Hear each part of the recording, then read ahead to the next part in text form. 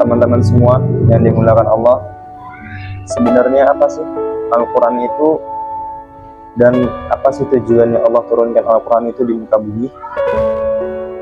Al-Quran sendiri pengertiannya adalah perkataannya Allah Subhanahu wa Ta'ala yang diturunkan kepada Nabi Muhammad berbentuk bahasa Arab yang sampai kepada kita secara beransur-ansur.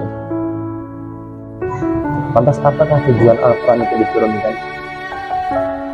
Al-Quran diturunkan oleh Allah Subhanahu wa Ta'ala ke muka bumi tentunya ada tujuan, yaitu tujuannya adalah ketika kita membuka Quran surat Al-Baqarah surat kedua, di sana tercantum dzalikal kitabul la raiba fihi hudal lil muttaqin, yaitu kitab yang di dalamnya tidak ada keraguan sedikit pun.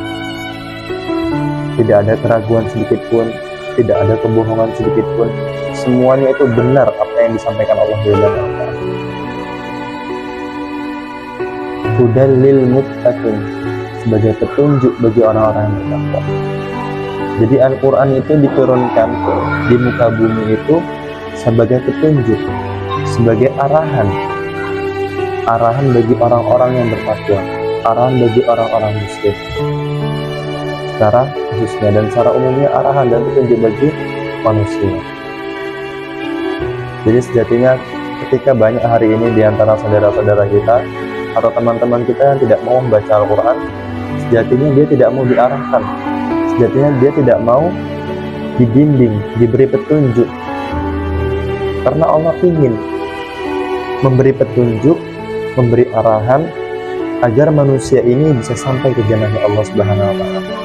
Begitu cintanya Allah pada kita, makanya Allah turunkan Al-Quran sebagai petunjuk, sebagai arahan agar kita bisa menuju ke jannahnya Allah tanpa tersesat di bumi ini.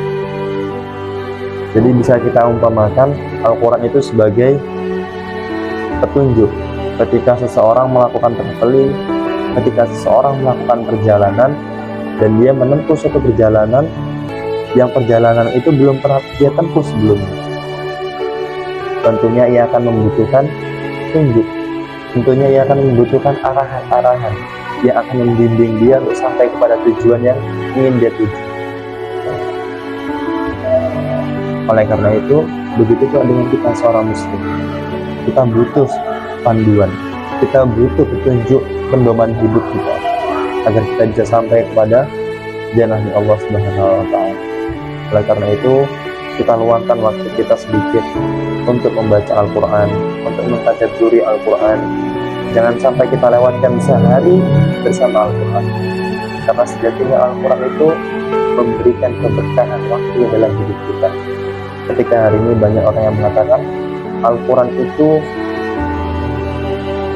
menjadikan waktu saya semakin sempit, menjadikan waktu saya semakin terpotong banyak. Saya sibuk banyak kerjaan, saya banyak urusan, saya sibuk belajar, jadi saya nggak sempat membaca Al-Quran.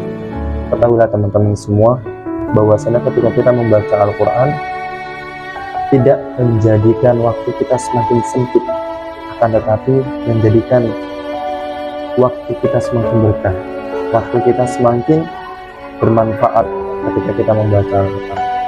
Dan juga ketika kita membaca Al-Quran akan mengangkat derajat kita, di hadapan Allah Subhanahu wa Ta'ala. Karena Rasulullah SAW bersabda, Innallaha yarfa'u bihadzal kitab aqwaman wa yad'u bihi akhar.